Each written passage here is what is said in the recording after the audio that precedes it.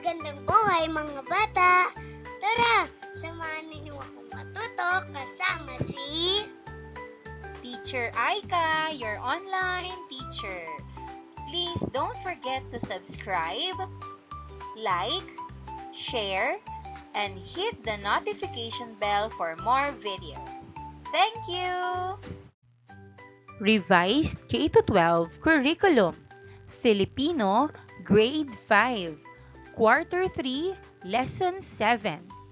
Ang ating aralin ngayong araw ay tungkol sa kwentong transaksyonal na teksto. Muli, ako si Teacher Aika, ang inyong online teacher. Simulan na natin!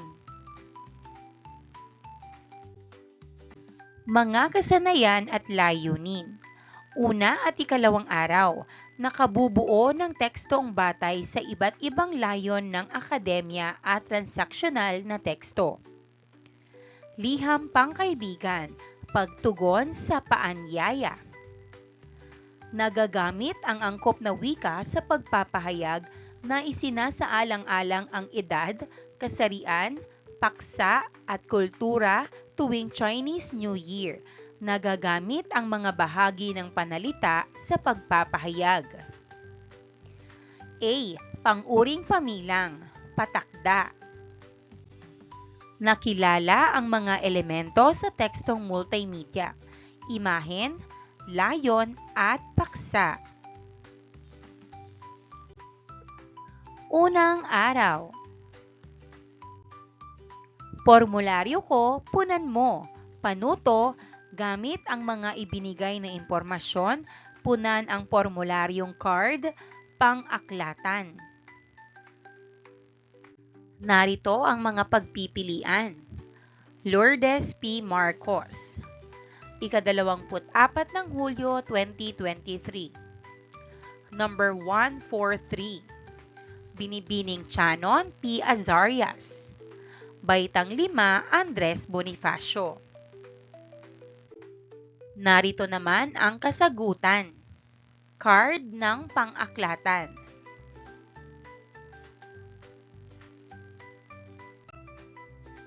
Tara, basa. Pagpapabasa sa mga mag-aaral ng tulang bagong taon ng mga Tsino. Bagong taon ng mga Tsino ni Andeline R. Tahanlangit. Isang pista opisyal ang bagong taon ng mga Tsino. Kapistahan ng tagsibol ang tag-uri nila rito. Kadalasang pumapatak sa pagitan ng 21 ng Enero hanggang 21 ng Pebrero. May mga kaugalian ng mga Tsino tuwing bagong taon. Itinuturing nila itong okasyon ng pagtitipon-tipon, maging ang masusing paglilinis ng tahanan, upang makapasok ang swerte at umalis ang kamalasan. Nariyan pa ang paglalagay ng mga palamuti sa pinto at bintana. Nangangahulugan daw ng magandang kapalaran at buhay na masagana. Gumagamit din sila ng mga tambol at paputok. Bumibili rin sila ng bagong mga damit at nagpapagupit ng buhok. Narito ang mga katanungan na dapat nating sagutan. 1. Anong kapistahan ang paksa ng tula? Sagot, Chinese New Year. 2. Ano-anong paghahanda ang ginagawa ng mga Tsino tuwing bagong taon? Sagot, naglilinis ng bahay, naglalagay ng palamuti sa pinto at bintana. 3. Ilahad ang mga kaugaliang Tsinong nabanggit sa tula. Sagot, masusing paglilinis ng tahanan, paglalagay ng pulang palamuti para sa magandang kapalaran. 4. Ihambing ang pagdiriwang ng bagong taon ng mga Pilipino at ng mga Tsino. Sagot, sa Pilipino may medianoche, pagpapaputok at pagmamano sa matatanda. Bokabularyo, wika rambulan, Panuto, ayusin ang mga ginulong letra upang mabuo ang mga kasing kahulugan ng mga salita. 1. Pinagkalooban. Sagot, binigyan. 2. Supling. Sagot, anak. 3. Layaw. Sagot, luho. 4. Tugon.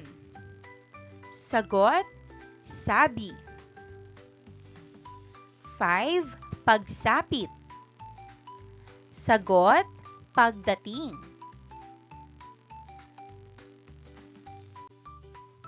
Kaugnay na paksa bilang isa.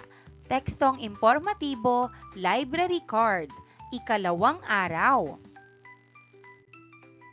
Multimodal.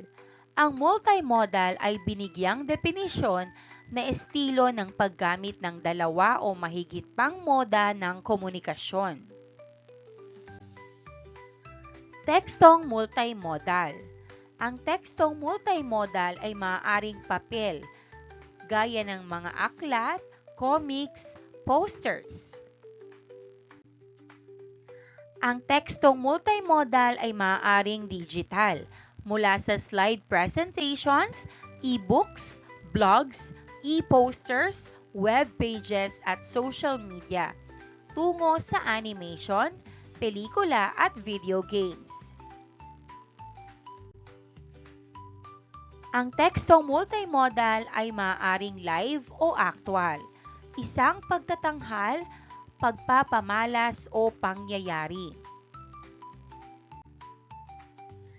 Ang tekstong multimodal ay maaaring transmedia, kung saan ang kwento ay isinasalaysay gamit ang multiple delivery channels na maaaring kombinasyon ng iba't ibang paraan sa paggamit ng medium, gaya halimbawa ng aklat, comics, magazine, pelikula, mga serye ng web at video game kung saan ang lahat ng ito ay bahagi ng kabuuang kwento.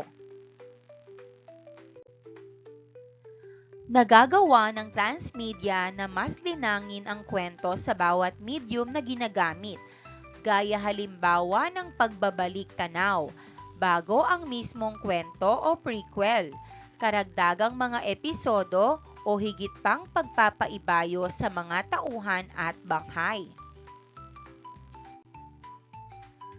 Ang mabisang komposisyong multimodal ay nangangailangan ng bagong pag-aangkat ng disenyo ng mga kasanayan at kaalaman upang magawa ng mga mag-aaral na makabuo ng matalinong pagpapasya sa loob at labas ng iba't ibang paraan ng moda ng pakikipagkomunikasyon upang mabisang makabuo ng tamang pagpapakahulugan.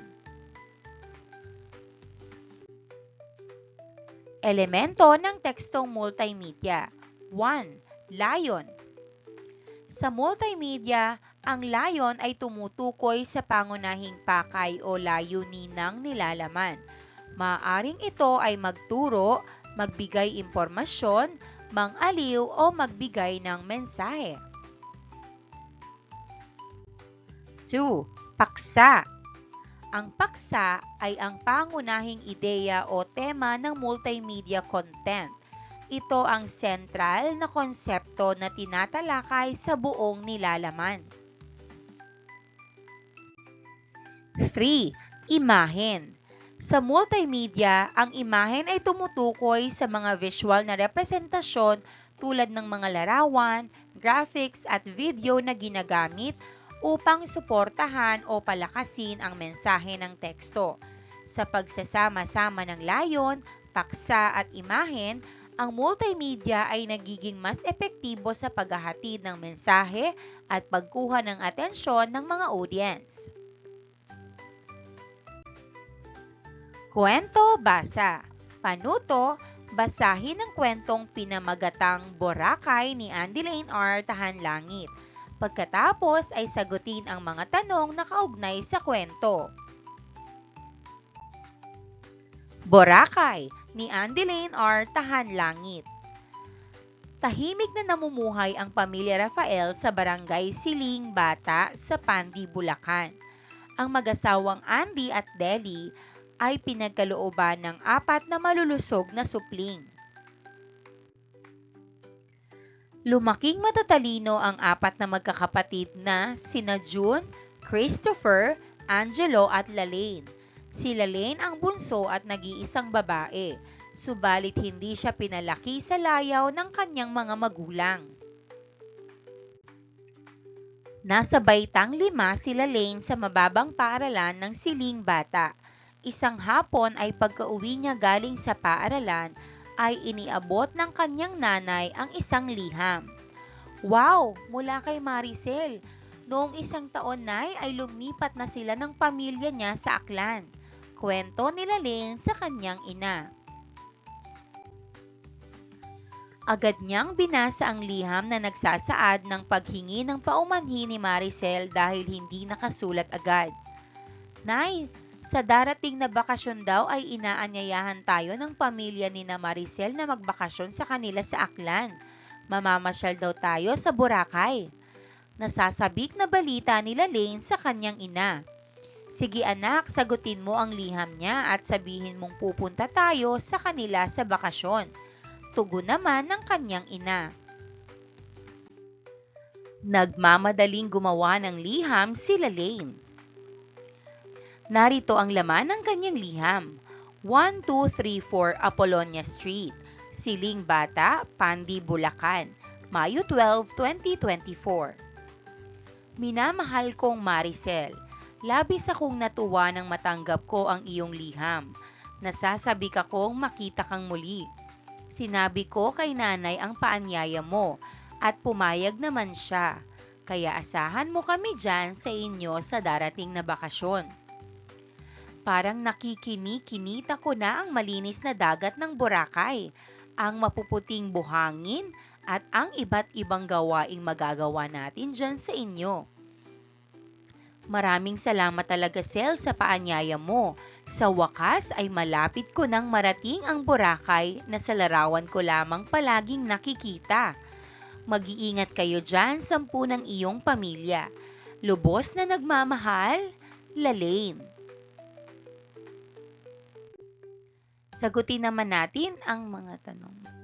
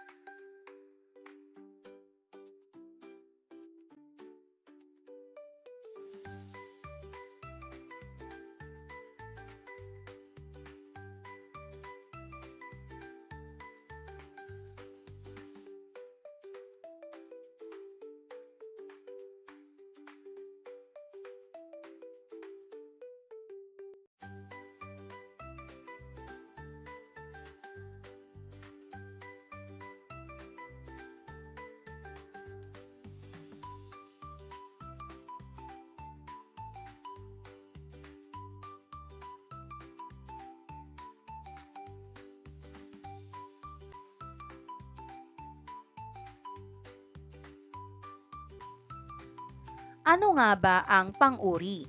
Ito ang tawag sa mga salitang naglalarawan ng katangian, kulay, lasa, anyo, hugis at laki. Uri ng pang-uri. 1. Panlarawan. Nagpapakilala ng pangalan o panghalip. Ito ang tawag sa mga salitang naglalarawan ng katangian, kulay, lasa, anyo, hugis at laki. Halimbawa, masipag, maganda, pula, kalbo, mabango, mahiyain. 2. Pamilang. Nagpapakilala ng bilang, halaga o dami ng pangalan o panghalip.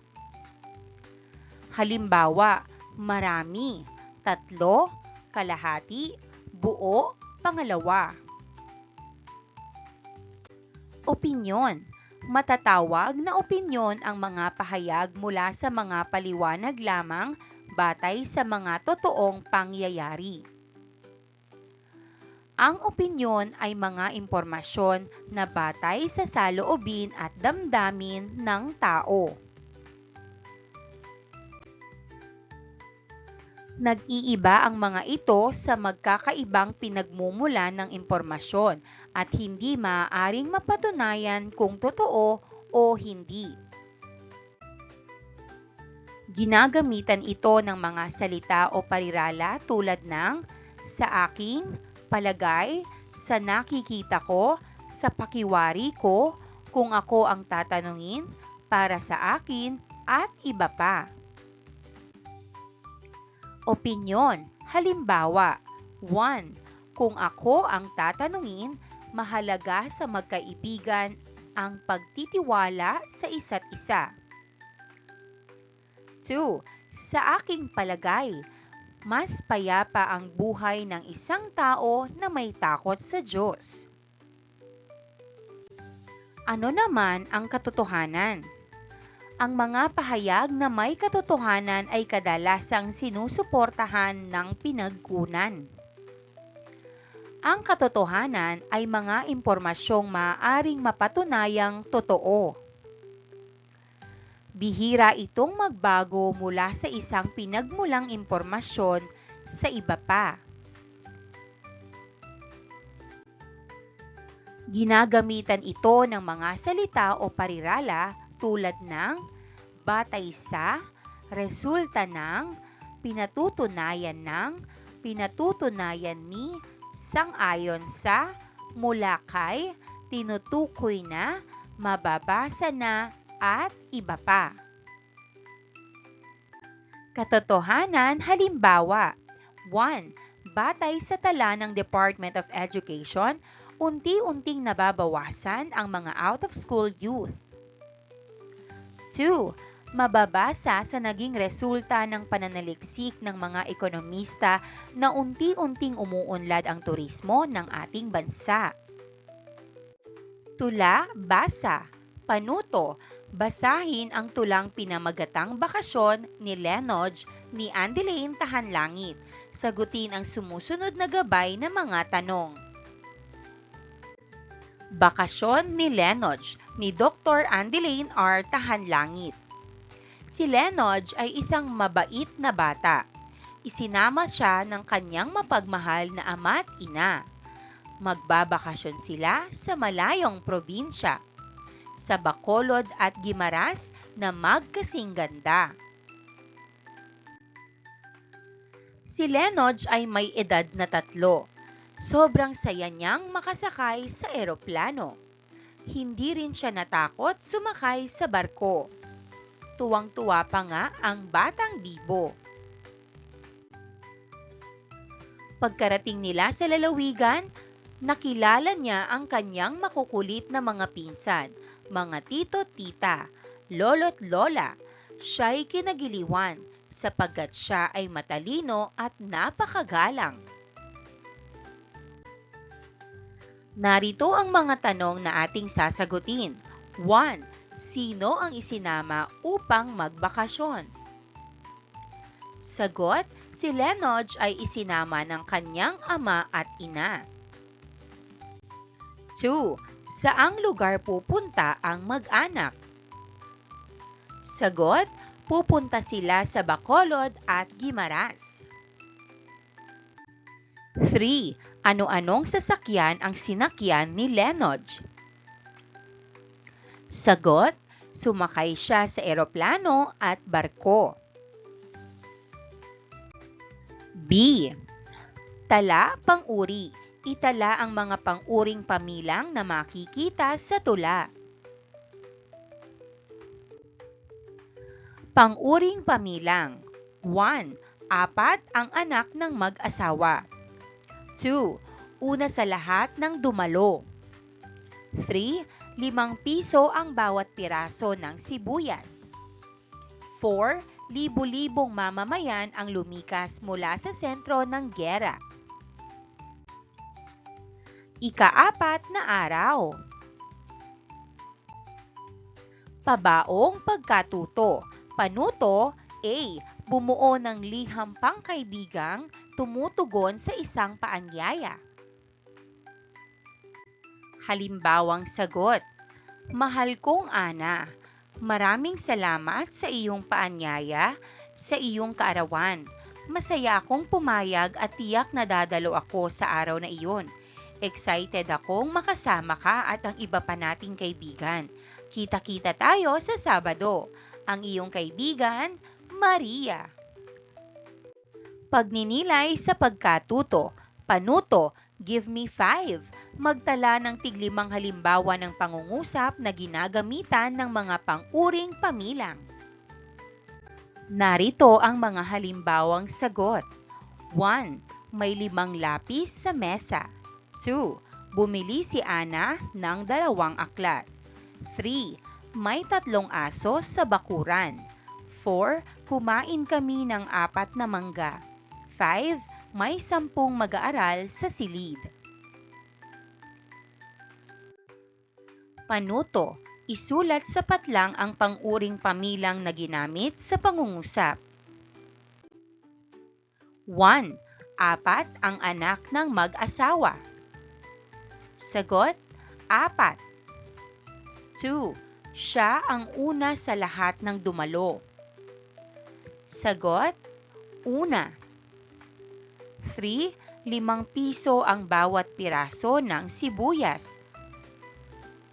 Sagot, 5. 4. Libo-libong mamamayan ang lumikas mula sa sentro ng giyera.